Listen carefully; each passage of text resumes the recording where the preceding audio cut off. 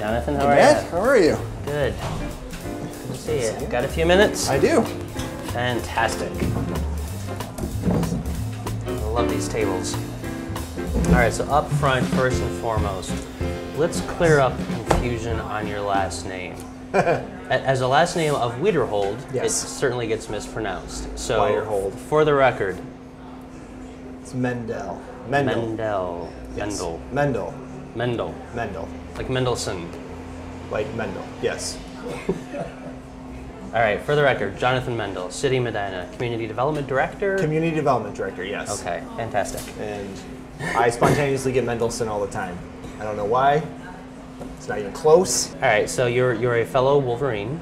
I am born and raised in northern Way up Michigan, there. on Right, do the the actual sign. 45th parallel. Yeah. I'll do it backwards. You do it backwards. You're way up. Yep. I'm way down. Okay. Right here. You're Toledo. I'm Michigan. I'm the UP. You're right. For people that don't grow up in that's in the Michigan. UP. You're What people think when I say northern Michigan, they say, "Oh, you grew up in the UP." Like I'm Canada. No. yeah. The UP is the UP. Northern Michigan is just everything in the Lower Peninsula north of Saginaw. Everything else. Yes. So how did you end up in Medina? Long process. So, Was it a three-hour tour that ended up into this epic? and I could just never get out of Ohio. Right. Stuck here for the remainder of my series. Born and raised in Michigan, educated there. My wife and I met. She grew up in Metro Detroit. Okay. Got married, and basically moved to Chicago. Spent 8 years there working. My wife got her law degree. And then circumstances had us move to Southwest Ohio in end of 2010. So 2010 we moved, got a job with a suburb of Dayton. We're in Dayton. Yeah. Moved to another suburb, worked for another suburb of Dayton soon after. Was able to get this opportunity here. Cool. Kind of not serendipitous, but convenient because I have family. My mother's sister. Her and her family have been in the Berea, Middleburg Heights area for the last 40 plus years. So That's some history. We came down to Berea all the time. It was basically a second hometown because we'd come down for at least once a year to visit from the great wilds of northern Michigan to the big city of Metro Cleveland, which in comparison is an order of magnitude larger. So you went from, I mean, Alpena is not that small of a town, but it's a small town. It's a small town, but it's the center of the region. So you're the economic and cultural and political and educational center of northeast lower Michigan. Fair enough. But it's only 10,000 population. It's the largest city in the So like you went Alpena, Chicago, Yes. Dayton-ish, Medina. Well, apart from being in Ohio, I like to say Alpena, Ann Arbor, Okay. Chicago, Yeah. Dayton, Cleveland. Fair Cleveland, enough. Akron, as I like to say, but people They tell don't me get it's it. not the same metropolitan area. So you've been with the city now 2 years? A little About over a 2 year. years? About a year and a half That's now. it? That's it. Feels like longer, doesn't it? It does, in a good way. Yeah. I've slotted into the community really well, and since August when my wife and I moved here with our 3 young sons, fit in really well. We moved into our house 2 days before school started. How did you get into urban planning? What as a child or as a young man, what sparked that interest in you? Medina really feels like the town I grew up in, Alpena. Okay. They're about the same kind of age of history of development. They started out as a little center. Alpena started out as a little a fishing community, then a lumber center, and then a concrete cement production center. But it's a small town with about 150 years of development history. It's got a historic core. Mm-hmm. It's got more 20th century spanning development history. Okay. That's what Medina has. Medina is about twice the size, and it's adjacent to a major metropolitan area, which has great advantages. Right. But it's really just it's a nice community that feels like what people think when they think small town America, hometown America. Yeah. My love of history Okay. Developed my interest in the history of the development of my hometown. Gotcha.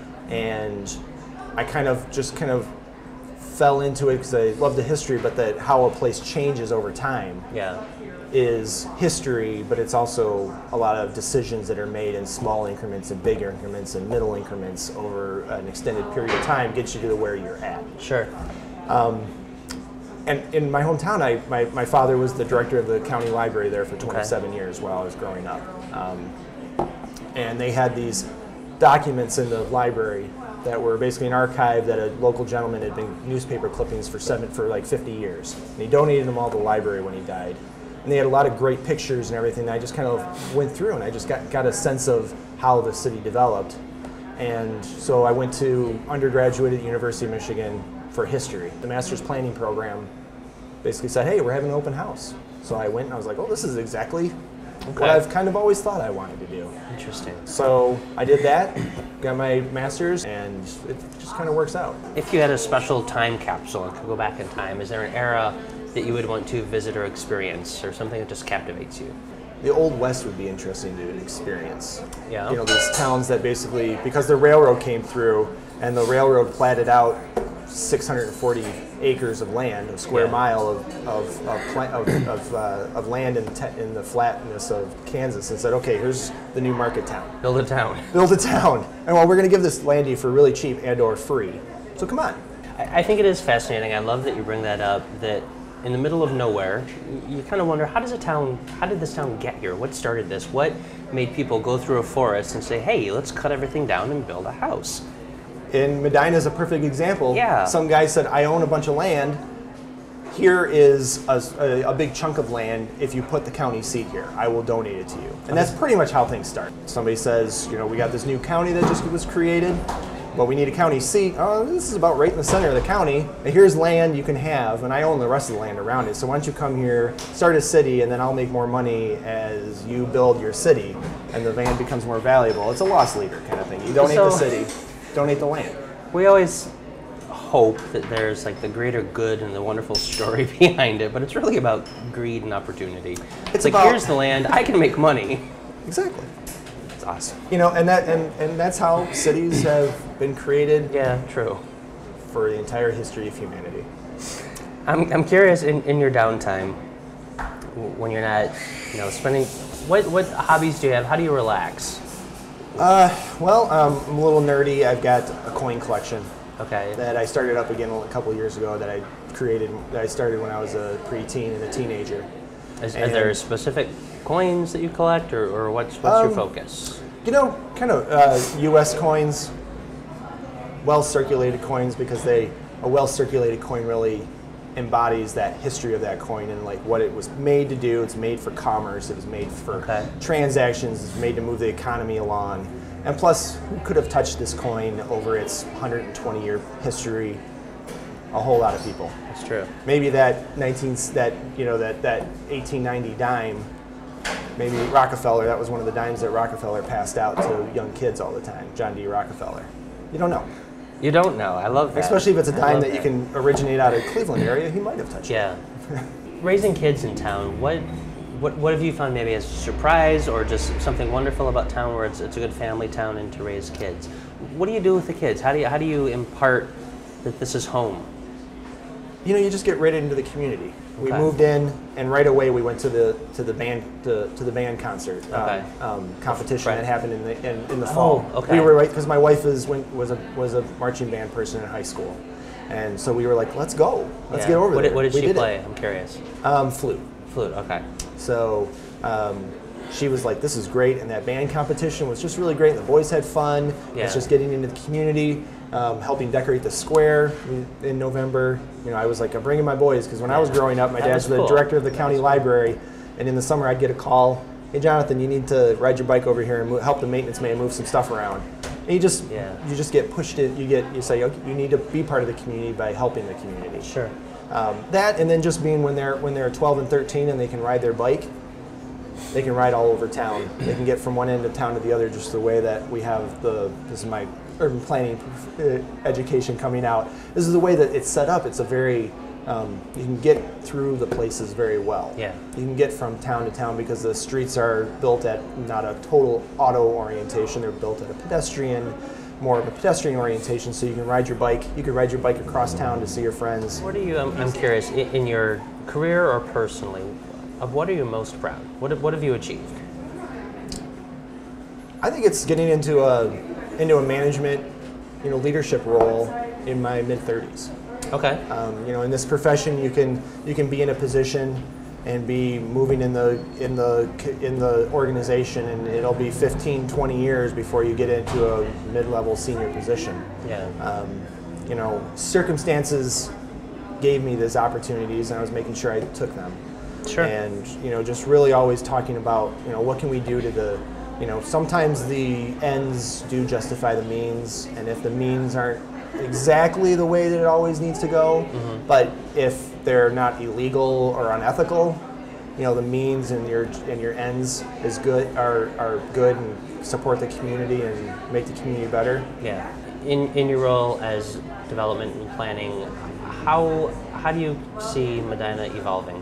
What do you think is coming next, or what would you like to see?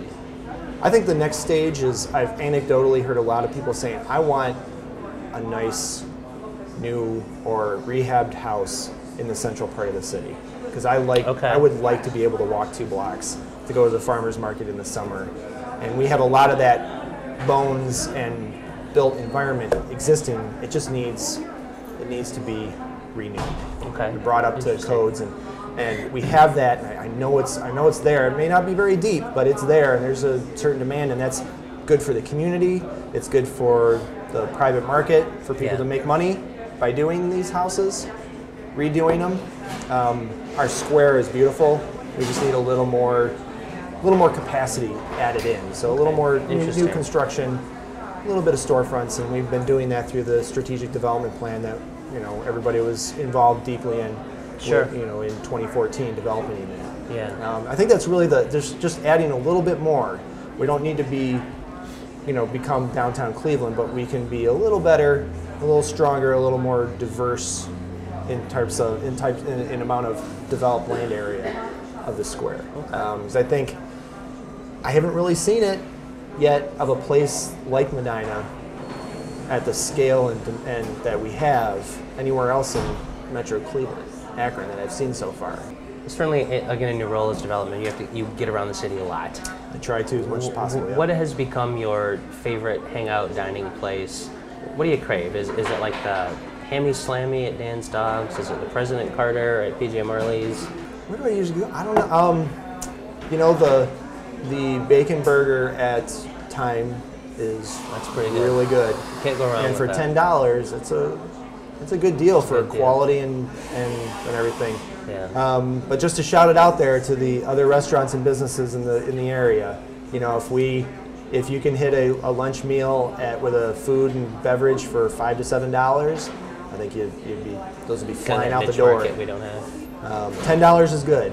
Because, I mean, honestly, $10 is the $5 of 15 years ago. Yeah, so. True. Thank you so much. It's always a pleasure to catch up with you. Thank you. Try and enjoy the sun, which is blinding me slightly. Yeah, it is. It's pretty rough in the storefronts here, isn't it? When you have to, when you have a meeting and the sun's coming through the beautiful windows, and good coffee. You got to go like this or like this. Sorry. Feels like witness protection program. Put your sunglasses on.